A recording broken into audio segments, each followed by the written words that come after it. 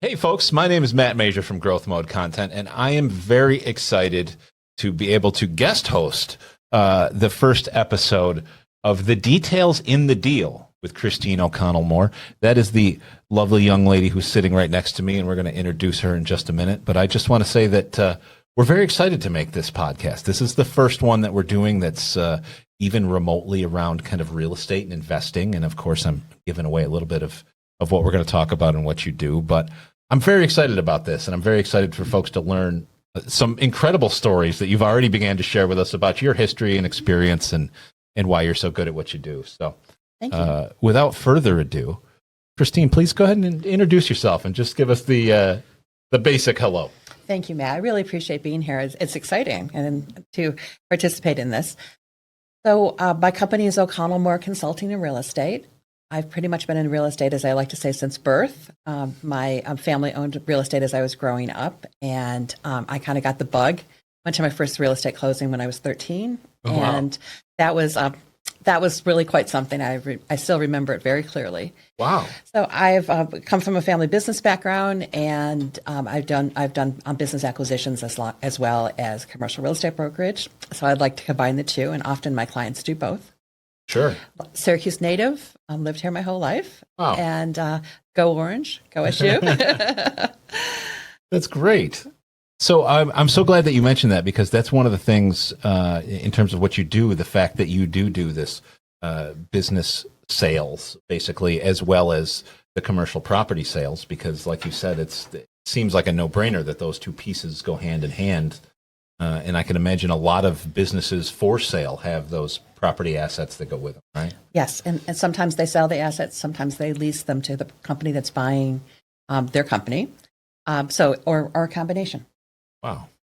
So let's, before we really get into it, I'm very excited to learn about so many of these different things. This is a world that I want to get more and more into in terms of buying properties and businesses, to be quite honest. So I'm excited about that, but I gotta chill out for a second and let's back up, and I want to learn more about Christine. So, okay. You told us that you've had this interest in real estate since you were a kid. How'd you begin? What was your first sort of professional steps to get here? Well, in the beginning, I come from a small family business, and we did everything. We cleaned apartments, we answered the phone, Wow. we rented apartments, we owned a couple of hotels, and I worked behind the front desk. Went to Cornell for some hotel classes down there, which was a great experience. Oh, wow. Attended college at Syracuse University. And then I really didn't know what I wanted to do when I got done with college. And my dad said, well, just come work in the company and we'll figure it out. Yeah. Right. And I got further bit by the bug. And I think most kids don't want to join the family business when they're 16 or 18. But, when you get into your 20s and you're looking at serious life. Sure. That's when I started to Not say, a bad this makes option. sense. Not a bad option. And my family owned some service businesses that we bought and sold. And I was a big part of the growth part of those businesses, which was very exciting. And in that, I learned what it was like to be on both the buy and the sell side of both real estate as well as business brokerage. That's got to give you a huge advantage, right? That buyer's side of the perspective of the equation when you go to list a place or sell it. Absolutely. I think what I bring to my customers, to my clients, is empathy, because I understand both sides of it. I always tell my clients, especially those selling their businesses, real estate's a little less personal typically, but when it's your business, I always say the hardest decision that you make is to decide it's okay to sell your business. After that, it's numbers. It's the cost. It's finding the right company, logistics. But you have to give yourself permission to do it, and sometimes that takes a long time. Yeah, I can imagine. So what was your, as you're going through, you told me, you caught the bug, and it sounds like there's different aspects that you really liked. What was it specifically that really hooked you? What part of it? And I'm sure there's some parts, and I'll ask you about, that you don't like in the industry, as with any business. But Sure. what was it specifically that really, I like doing this? I like transactions. Okay. I like to start a deal and end a deal. And as the title of our podcast is, the details are in the deal. Right. I like to continue to work with people, and generally 40 to 50% of what I'll call my new accounts, which would be new transactions, are from clients that I've worked with in the past, which is such a compliment. Yes. And that is that part I really love. And now I'm working with children and grandchildren of the people that I was working with 30 years ago. That's incredible. Those relationships are so neat. And I got to imagine in kind of a commercial as opposed to a residential primarily venture, you have a lot more opportunity for that repeat business, right? Yes. Yes, because people who buy homes, sometimes when they sell their homes, they move to another area, which Sure. you might not be servicing, or it's just not as large of a transaction typically. But I'm really proud of the retention that I've had with my clients, and it's really great to see their families grow, and they see my families grow, and that's a real fun part of the business. Yeah, too. that's so neat. I've got a background in technology, obviously, but I guess I would say my hobby, the thing that I find really interesting, what I do for fun actually, is browse commercial real estate listings.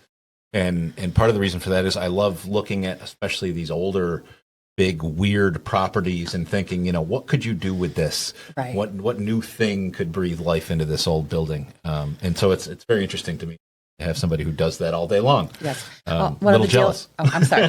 One of the deals that I'm working on right now is an old factory building just outside of downtown Syracuse, Oh, wow. and it's being purchased by a company that will convert it into apartments.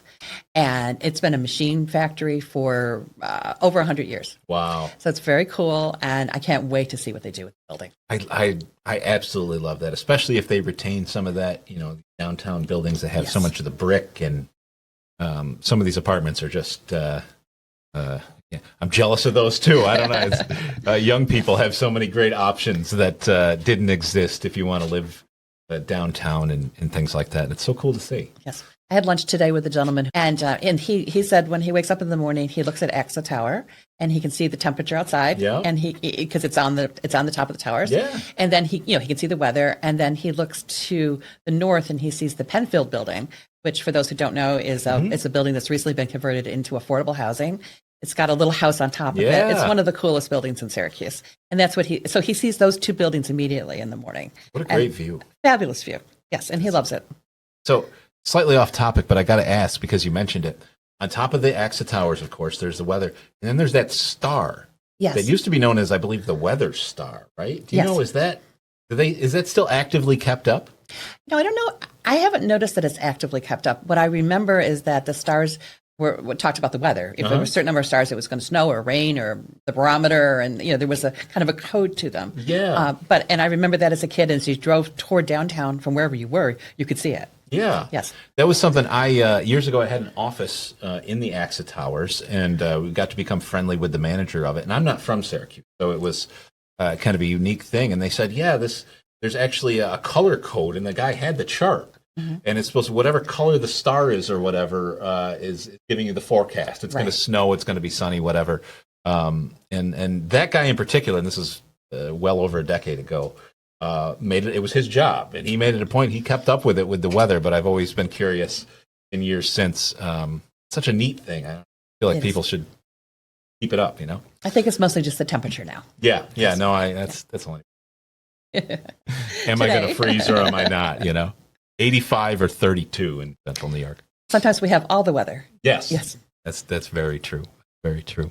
So as we get into, talking about your story and how you came into this business, tell me about, it doesn't necessarily have to be the largest, but the first really memorable deal as you got into this on your own. What a great question. I would say I sold 2 apartment complexes in the Elbridge, in Jordan areas. Okay. That was really what made me think that I wanted to get my broker's license and do this on a more than a casual basis. Okay. And that was great fun. I had a mentor who helped me with that, and let me put my license with him until I could become a broker.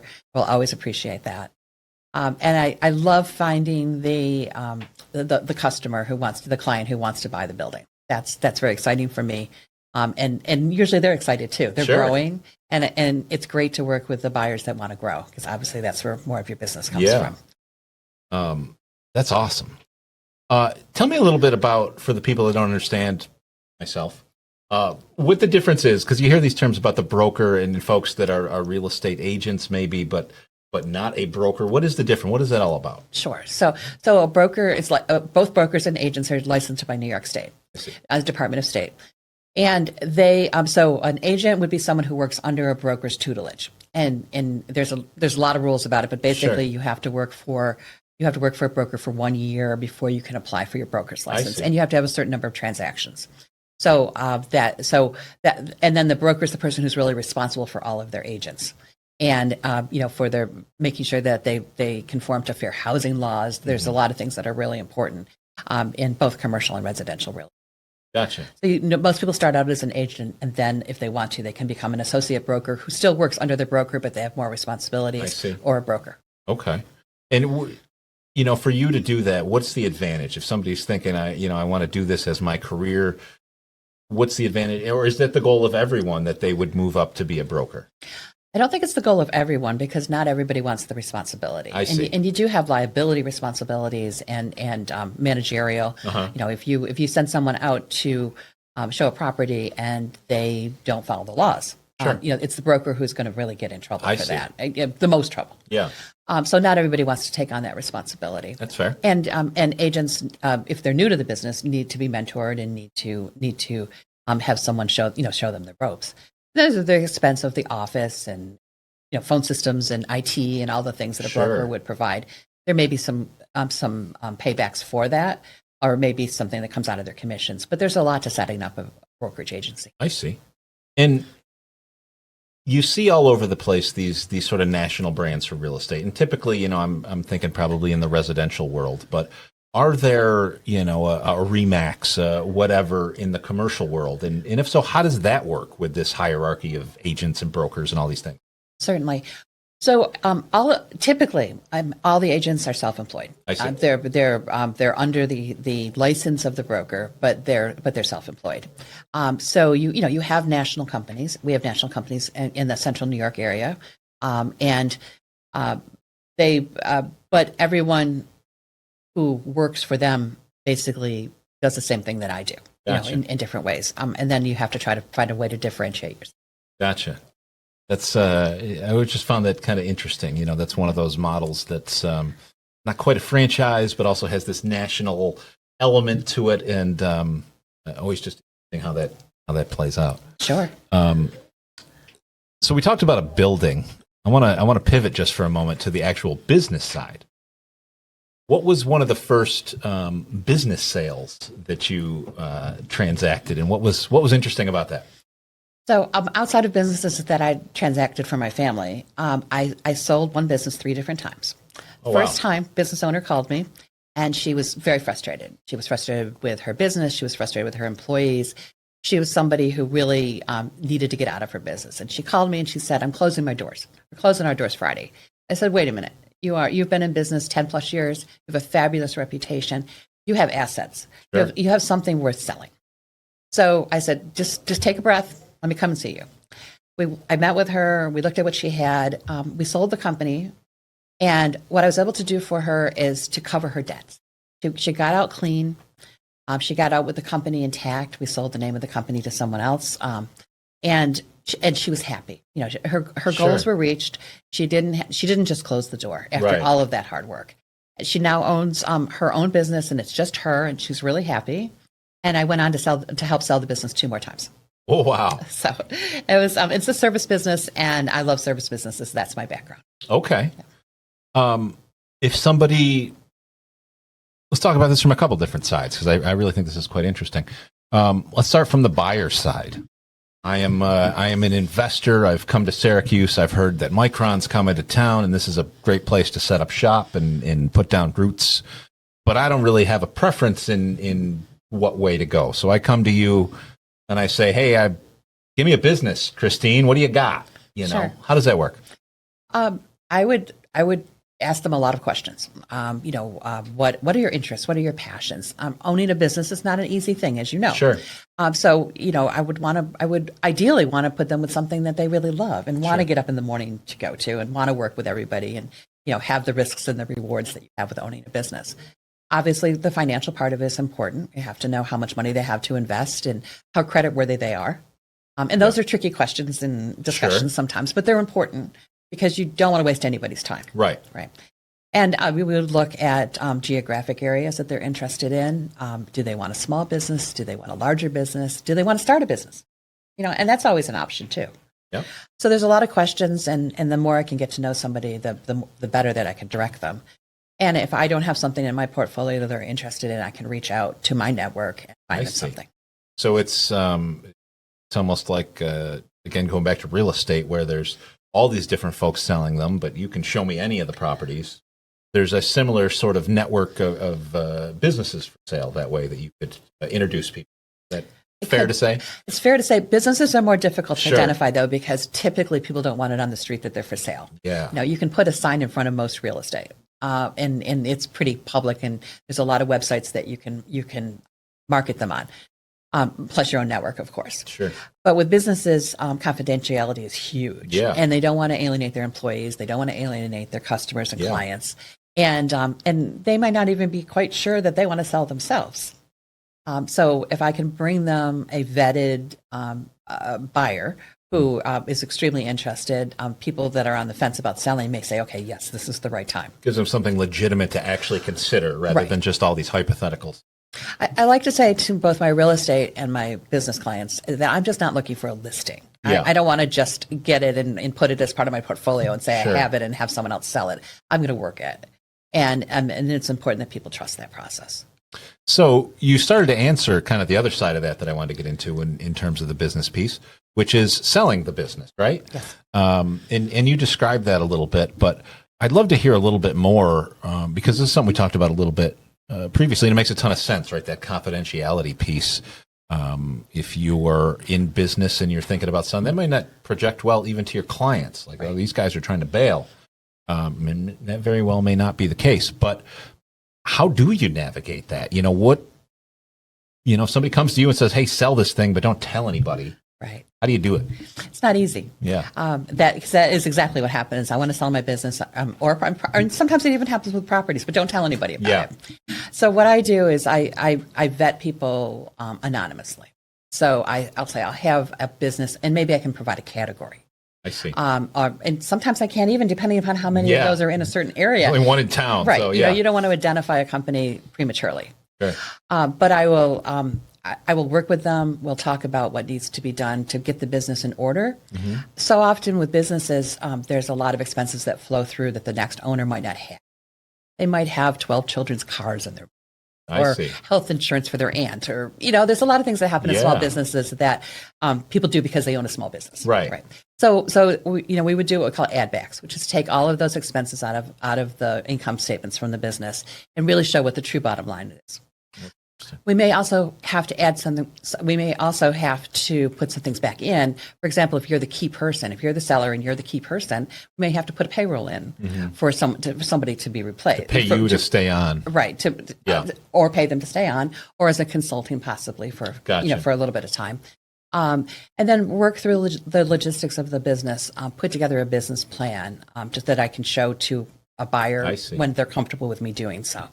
I typically say to my sellers, I will not show this business to anyone that you do not know that I'm showing it to, because I might not even know that somebody's a competitor. Sure. There's lots of things that you need to find out.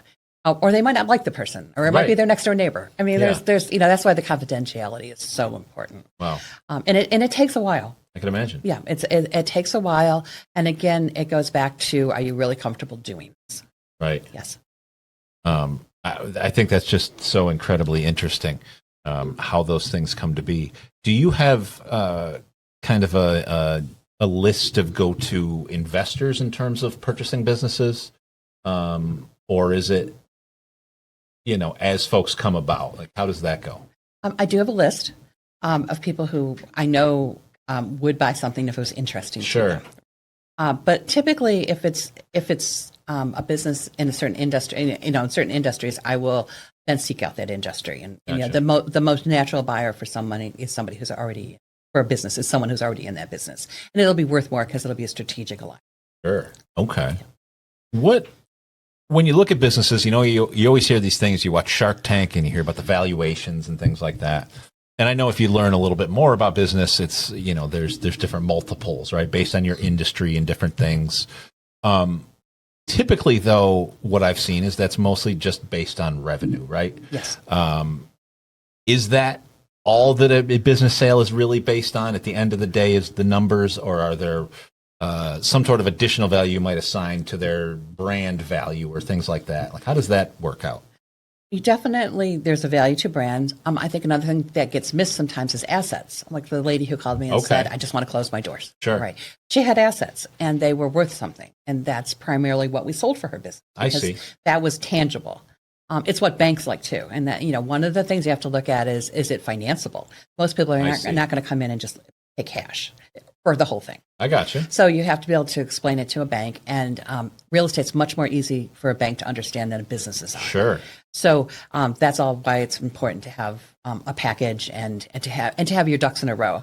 It's usually not a good idea to just sell your business because you decided it was Friday afternoon and you want to sell your business. If you can prepare even 1, 2, 3 years in advance, work with someone like me who knows what a buyer will be looking for, you can almost always get more money for your business. Okay, that's great to know. You're not desperate. Yeah.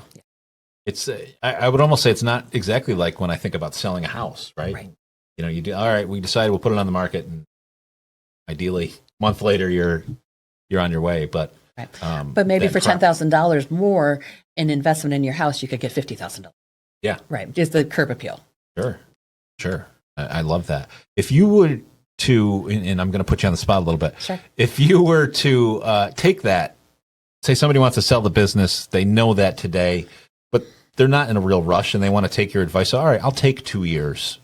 What are the best things they can do over those 2 years to get ready? One would be to have either a natural successor within your company that could be almost a turnkey for a buyer, or to wean yourself away as much as you can. And that's not an easy thing to do. No, it's not.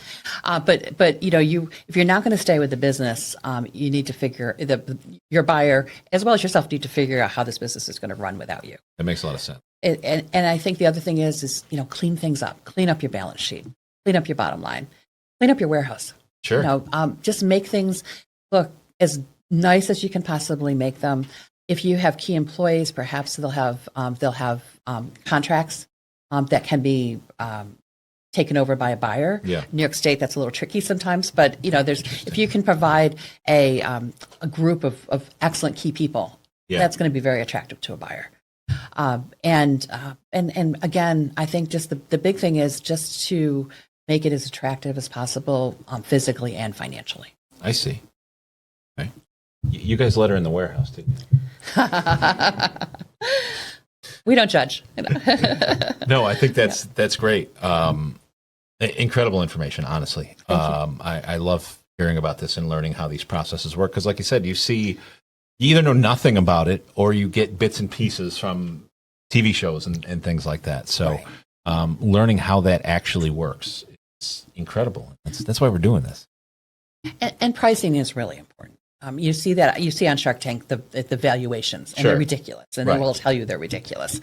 And so you don't want to overprice your company because it won't sell, and then it'll get stale on the shelf, and that's not good for anybody. Right. What it sounds like we're talking about mostly, very well established businesses. Do you have any advice, or do you even get into a startup? As we're talking about Shark Tank, a lot of that is so much early, things. What are your thoughts on that sort of situation? I like startups. I've been a mentor for Start Fast Venture Group. Oh, wow. And loved working with they were young people, starting their businesses. I like doing that. I'm in business, so you have to be able to afford the services that I'm providing. And sometimes that's a little tricky when you're first starting out. I've been known to take some stock in exchange for some services. Gotcha. One of the things that I found with startup companies is they always want to make it perfect before they move out into the world. And eventually you have to prove you can have sales. And so that's the part.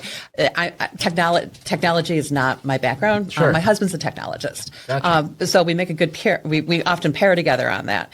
But my background is sales. Sure. And so you have to have a product that's viable. And that's so important. Yeah. And then sell it. Get it out there. Right. Yeah. Right. You see so much of that out in the world. And I'm guessing it seems like maybe you see less. Back in the day, that whole startup culture, there was so much of this we're raising all this money, we're doing all this stuff, and honestly, if you think back to the way Facebook was started, their whole thing was, we'll figure out how we make our money later. Right. And, of course, now they have in horrible ways. But I never quite understood that, because I'm a guy who's always come from a business that's always been 100% bootstrapped. I've never had the skill or know-how to attract investment funding. So it's been a matter of, I sell this mug or I don't eat, Right. But that whole world is something I'm very interested in, because it's just obviously just so many opportunities. Neat to see what people can do when they embrace that. So I'm so glad to have an expert now that we can talk to about this. Thank you. Well, in Central New York, there's a lot of companies that have had amazing funding. Yeah. Everyone thinks that it starts in Boston or the Silicon Valley or New York City. And we certainly don't have that level of funding, but there are some companies that have grown dramatically in this area, and they have received tens of millions of dollars in funding, and it's exciting to see. Do you work on some of the, like, we'll say partnership deals? So maybe somebody's not trying to sell the whole company, but they need an investor to, maybe take a portion of it or just provide capital, things of that nature. Is that something that you would do as well? Yes, definitely. And what I would try to find is somebody who filled a need. Sure. That maybe the current person has a weakness, and this person would bring it in. Maybe it's financial, but maybe it's other skills. Yeah. One of the guests that I'd like to invite on actually works to put groups of investors together, so that you don't have $1 million to buy that $4 million property, but maybe you have 50,000 or 100,000. You want to be part of a joint venture. Sure. And that's happening more and more today. Oh wow. I mean, people are hot for real estate. Yeah. Yeah. Especially in Central New York, especially in the Syracuse market, because of course Micron, something that we haven't talked about very much. I'd love to hear your professional perspective on the coming of Micron and how those things are going. Wouldn't mind. I'm very excited about it. They're saying it's the best thing to happen to the area since the Erie Canal. Yeah. So what I'm finding, and I would say 9 months ago, I would have to tell people who would call, investors who would call me, and I would have to tell them about Micron. I see. Now people are calling me and telling me about Micron. Gotcha. And I find that to be very exciting. Yeah. I've recently sold, I sold a building in right outside of Cicero, with 2 showings, an industrial building with a contracting company from Western New York who wants to come to Syracuse because of Micron. They came here to get their foothold before the dirt has been moved. And today I signed a lease on a large industrial building, also in Cicero, with a roofing company who's coming to Syracuse. They already started their commercials on TV, and they're hot to get into the building. Oh wow! So that's so I'm personally seeing growth from it, and I think everybody who's in the commercial real estate business and or investors in the area are pretty excited about it. So what I've seen, and I mentioned before that this has sort of been I've been a casual observer of commercial real estate, and it seemed like years ago you could throw a rock and find some cheap warehouse space for rent or for purchase anywhere. These days, it seems like all of those deals are gone. Right. Is that just going to get worse and worse? Well, people are building. Okay. People are building. Some people are building on spec, which you would not have seen 5 years ago. You wouldn't have seen that 2 years ago. There's an awful lot of land out there. We still have land. What's that mean? Just to clarify. Oh, sure. So it means that you build it without a tenant in mind, which is risky. Yeah. Of course. And you have to have some. It's hard to finance that, so you typically have to have some deep pockets. And there are a number that are being marketed right now, for people interested. Right now, I have more buyers than people who want to lease, but that may change. I think that people are taking older buildings that maybe got a little run down, and they're making them look a little better and more attractive. But I think whatever inventory is out there right now is getting gobbled up pretty fast. Yeah. And new construction is expensive. So that will change. So it'll change the rental rates in the area too. Wow. That's okay. Years ago, like I said, you used to see some of these things and it was so, oh man, if I just had a little bit, you could grab this giant old factory, 100,000 square feet, and it'd be incredible. But that's the price of progress, right? And the things that rising tide lifts all boats. So yes. That's awesome to see. And it's great to see that somebody can be right in the middle of it. As we talk about the area and Micron and Syracuse and all these things, we should probably just a little bit talk about your kind of range, I guess you would say. Where do you go, or what areas do you work in where you might sell businesses or properties? Businesses I can sell across the country. Okay. Because you don't have to be licensed the way you do as a real estate broker. I see. My license for real estate is in New York State. Typically, I like to say that I'm on the Thruway and Route 81 corridors. Okay. So I'll go. I've worked Albany to Buffalo and wow. basically the St. Lawrence River, Watertown down to Binghamton, and all points in between. Gotcha. Yes. That's a wide range, but It is. I'm a road warrior. yeah. Well, I can imagine because that's. I guess I'm kind of picturing. There's probably when you think of again home real estate, millions of homes. How many commercial businesses are there? So that you kind of need to spread your range a bit. I'm imagining. Do you work with any companies that do a lot of or might have multiple locations? Do you have those types of sales where they're all 5 of our locations are up for sale, sort of thing? Yes, I've worked in the automobile industry on a deal like wow. that. I've worked for my family business, and where we had multiple locations and we sold, and we bought multiple locations also. There's a big push for the regions to work together in upstate New York, and I think that's very exciting. Yeah. I'm a real believer in regional economies. And we're getting tech money, we're getting infrastructure money from Albany to Buffalo, and Sure. and I think that's good. I think the Thruway corridor could become the next Silicon Valley. Yeah. And we have water. Yeah. So important. People don't realize that. It's hugely important. One of the main drivers of the Micron deal, right? Yes, absolutely. Both for business and for leisure and recreation, Yeah. and just to live. Yeah. We kind of with our weather sometimes we get a little pummeled about our weather, but we can manage it. But the earth doesn't shake. The earth doesn't shake. You know? We rarely get hurricanes or tornadoes. It's in the teens today outside, and here we are sitting in here. And, we've both been doing our business all day. And We got heat. I've been on the road today and various places. So, it's rare we can't get around. Yeah. Our DPW is amazing. I love to see it. Things like this Micron deal to bring so many people from outside the area to this area. I've been singing its praises for years, and it's like when you stop and think is in a very short drive, you can be in so many major cities. Yes. An even shorter drive, you're in the Finger Lakes, you're in the Adirondacks, you got some of the best nature in the country that you can enjoy. Theme parks. I mean, it's, of all the destinations, I guess maybe I'm a little biased, but we got it all, and folks have finally realized that, and that's an interesting dynamic to see. It is. We were really, I think, discovered during COVID by a lot of people who came from the bigger cities, and the Finger Lakes have certainly benefited from that. Sure. Syracuse sits right in the center of the city, or of the state, excuse me. Yeah. And you can be, like you said, anywhere in a very short amount of time. Mountains, rivers, Right. Any kind of recreation that you could want. In New York City, Yeah. You're 4.5 hours on the train if you want to take the train, which is great. You take along the Hudson; it's Yeah. absolutely beautiful. So I think that the fact that we sit right at the merger of Route 81, and the Thruway is a huge advantage to Central New York. So let's talk a little bit about continuing on that trend of sort of the expansion in Micron and things like that. And we've talked so much about the commercial real estate, but your commercial real estate also dips into the housing issue that needs to be addressed, right? Because so many places where folks live are technically commercial multi-unit properties. So how does that work, and how are you finding that those types of housing projects and things like that are coming along with all this need?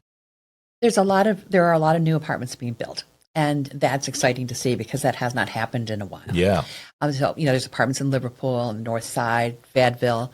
Affordable housing is being built, which we desperately need in the city of Syracuse. They're building a huge property next to the zoo, our beautiful zoo. Yep. And I think that's going to be fantastic for the area. Safe, affordable housing is very important. And we need that for the workers who will come from Micron and for the other businesses that will come because of Micron. Yeah. No, I think that's huge. And also at the same time, I wonder if you have any thoughts. There seems to be kind of a shortage of hotel rooms because we've seen a lot of hotels being sold off or converted into housing. And at the same time, I see as I browse the commercial listings, a number of other hotels that are sort of for sale, and I fear that they will also be turned into housing, which is great for folks that end up with a place. But What do we do about the folks that are just visiting? I think that growth will take care of that. What was the Holiday Inn out at the Thruway exit it was going to be converted into housing. Now they're saying it's going to be a hotel again with hundreds of rooms. And the gentleman who bought that, his group is fabulous. I sold them a hotel a few years ago. They're real good operators, and that's exciting. And they're making, this will be their, I believe, third hotel in the Syracuse area. Oh, wow. So that's nice to see. Yeah. I'm excited about that. I think as hotels really suffered during COVID, and so they're one of the last to bounce back from it. I would say, people are now traveling again, but they're not traveling the way they were even at this point. Yeah. So they have to see the business, and new construction is expensive. But hopefully, we'll also see some of maybe the older properties be upgraded, like the Holiday Inn. I love that. Yeah. On Electronics Parkway. So I think that's a good, and it's sustainable too, which is nice. I'm optimistic. That's great. I love to hear that. It's a little bit of an aside, but I've always thought that there was a huge opportunity with so many of these older mom and pop roadside motels in little towns around the country, and just a little bit of effort put into them. I think that could be a whole thing. It's just visiting these quaint little places, and that's again one of the many random things that I think about. But well, those were the main roads before. Yeah. Route 20 and Route 11 before 81 and the Thruway came along. That's where you find those kind of hotels. Yeah. And exciting news: there's a brand new hotel to be built in downtown Syracuse called the Onondaga Hotel. And until the 60s, maybe early 70s, we had an Onondaga Hotel. Yeah. And I remember my parents telling me stories about it, and it was really one of the places to be. It rivaled the Hotel Syracuse at times. Wow. So this is going to have a rooftop. This is what I'm reading in the paper. Sure, It's going to have a rooftop garden and a restaurant up there. Neat. You'll be able to see a ways, and it will really fill in one of those holes in downtown. That's phenomenal. That's great to hear. So, Christine, tell me about this. We keep hearing this term, transfer of wealth. What does that mean? Does that mean that like some rich guy is just going to put money in my bank account, or is that not that sort of transfer? Sorry, No. not going to happen. Typically, it's generational. Okay. Mom and dad to kids, mom and dad to the grandparent or to the grandchildren, that sort of thing. Inheritance, yes. Fair enough. Yes.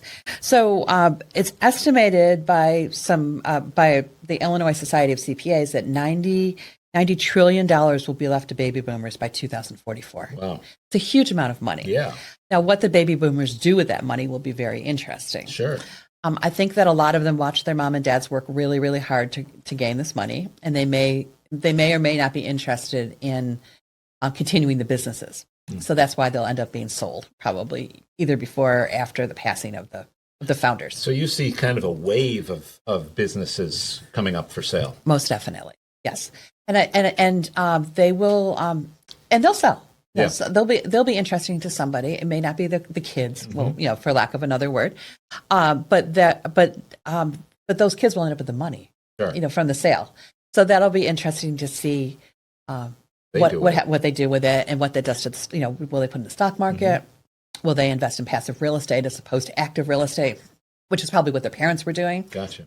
They will. What's the difference? So active would be I own this apartment complex and I go in the 1st to the 5th and I collect the rent. Very hands-on. Very hands-on. Okay. Right. Where passive would be I have a management company. I see. Or I own enough that I have my own management company and I've gone off to another state for the winter and you just collect they send me the checks. bottom lines. Yeah. Right. Yeah.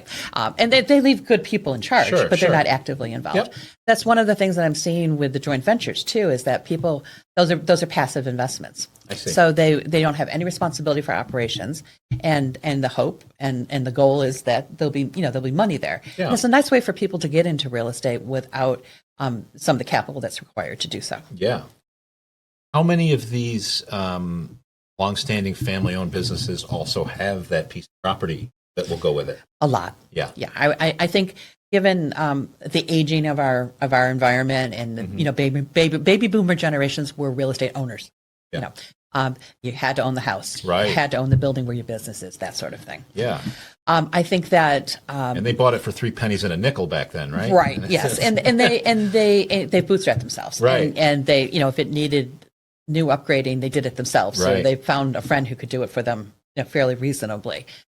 depending upon the work ethic of people who might inherit some of these properties. I don't mean that in a negative way, but it's just, I think that, there's it's not their thing. Right. It's not their thing. And they maybe just want to live life, and have the income coming in. So they don't want to be operational, and they don't want to have 300 employees. It's not what they want to do. So you only live once, right? I think that's kind of a generational thing now. Yeah. So I think that their parents would have owned the real estate. I think the next generation might lease more. I just had a conversation with someone who is actually in real estate. Out of preference, yes, you think? Out of preference. Okay. What he said to me was, I like to, I take care of properties all day long. I manage properties, but I get home, I don't want to deal with it. And he has a beautiful property. Interesting. So I think that, and I think in previous generations that was not really accepted. Yeah. Home ownership and real estate ownership was huge, and still is huge. Yeah. But I think that that also leasing and renting is much more acceptable today. Yeah. Oh, that's very interesting. What I've seen out there in the world, which is interesting, is a lot of people trying to tell this message that there are these generational businesses that mom and pop or grandpa and grandma have had for way longer than they probably could have retired a decade ago plus. Right. But in many cases, they don't even see it as an asset, right? That they pass on. And so many of them are ready to just retire. And by retire, they mean turn the lights off. And so much opportunity and value, as you've mentioned there. Are there any, and again, if I'm just thinking about it, if I'm an investor and I'm watching this and I'm interested in this, are there particular types of businesses that you think are going to come to the market most often? If somebody wants to say, there's this wave of businesses coming up, I want to take a look. What advice would you give somebody who wants to keep an eye on that trend? I would say definitely look at service businesses, because they are typically small businesses, but some of them are surprisingly big, but they're quiet. There's the millionaire next door kind of a person who owns them, and they're not doing podcasts. And by this, when you say service business, we mean like plumbers and roofers and those sorts of folks. Because our housing stock is aging. Sure. And so it's needed. Yep. And we're going to have a huge growth of construction, and we got to find all these people to provide those services. That's why, two of the last deals that I've done have been to companies coming to Syracuse to take advantage of the Micron situation. Yeah. And they're establishing themselves. They won't just work for Micron. They'll work for the spin-off businesses, and they'll be good citizens and taxpayers in Syracuse and central New York. No, that's the part that I think is neat. Not to jump back to that Micron piece real quick, but everybody talks about Micron themselves and the impact. But then, like you said, there's so many of these ancillary businesses. There's companies we've never heard of that are suppliers for Micron. It'll be right on their campus, right? And they'll make their piece, and then they'll wheel it into the Micron factory for them to do whatever they do with it. And it's just so interesting to me. I think that so many of these pieces are coming about and becoming available. Real quickly, and then I want to ask you a little bit about what we're going to talk about in future podcasts. Sure. But what are your thoughts on? I guess I would say kind of the traditional Main Street retail business. Your bakery, your cafe, your bookstore, if that's even a thing. Where do you see those types of businesses, especially in an area that's, I would say, coming up again in Syracuse? I think we'll see more of those because you need to feed people. You need to clothe people. Traditional malls are not as exciting to people as they used to be. So they're looking for the more boutique-y areas. Obviously, they compete against online, but you can't compete against online in the restaurant business. Yeah. You can order online, you can have it delivered, but you still have to pay money to that business. So I think there's certain businesses that, as long as the economy is strong, will always be good. But I think it's hard. I think retail is hard. Hours are hard. Staffing is hard. So that it's certainly something to keep in mind. But if you can find a business that has to exist in a building, that would be a good business to find. I like that. You can't move it to another state easily. You can't move it online easily. Yeah. Okay. I like that's phenomenal advice. Thank you. So let's talk about the future, right? Yes. The future of this podcast, anyway. What do we got in mind? Who else are we going to talk to? What are we doing here? Well, I'd like to bring in people from all areas that touch commercial real estate. A really good real estate attorney, and I have a great person that I work with in Buffalo. She knows all of the new laws. There's a lot of new laws related to tenant relations and fair housing laws and that sort of thing. So I'd love to have her on to talk with us. I'd like to have a developer on to talk about what it's like to develop in the area, what kind of opportunities there are. We still have a lot of land. And that's along with our water. I think that's a big advantage to our area that we're almost no areas are completely built up. Yeah. So there's a lot of land that's still available, and that is that's an exciting opportunity for people. I also would like to have some bankers on, bankers to talk about transfer of wealth, to talk about private banking, real estate lending. Yes, and there's some really good people in the area. Yeah. Real estate lending. The difference between lending for a real estate and lending for a business. One of the things I talk to my clients about is how do we transfer more value to your real estate to make your business more easy, to make the whole package more easy to finance. Because again, the bankers like to look at real estate that they can touch and feel. Understandable, yeah. Right. And definitely want to talk to some joint venture people, how they're bringing in people who have not been in real estate before.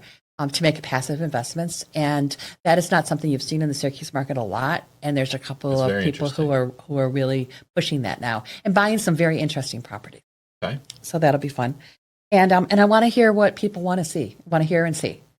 So if there's feedback from our listeners, I'd love to hear that. I love that.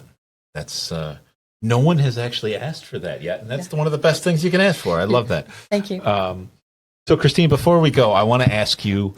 Off the top of your head, and there's no wrong answer, but right now, out of the deals, the opportunities that you have, what's the favorite listing that you have right now that somebody could buy? Whether it's a business, a building, whatever. What's the coolest thing you got for me today? That's a great question. I have a fabulous building on West Genesee Street in what we call Automobile Row. Okay. At one point, I think it was an auto dealership. It's been a couple of other things. It has about 9,000 square feet available. Oh, wow. And you could either be a tenant in it or you could buy it. It has a cell tower in the back, so there's revenue already coming in. Ooh. Good parking. And Route 690 is right around the corner. Yeah. So I like that building a lot. Wow. That's a pretty neat opportunity. And with that cell tower, so the way that works is basically the cell phone company, whichever company it is, for our phones to work, right? They got to put these giant antennas, for lack of a better term, on somebody else's property. And that's, they typically, why do they not own property, I guess, is the... I think it's not their business model. Okay. Right. Fair enough. But they're a tenant, basically. Yeah. They're on the rent roll.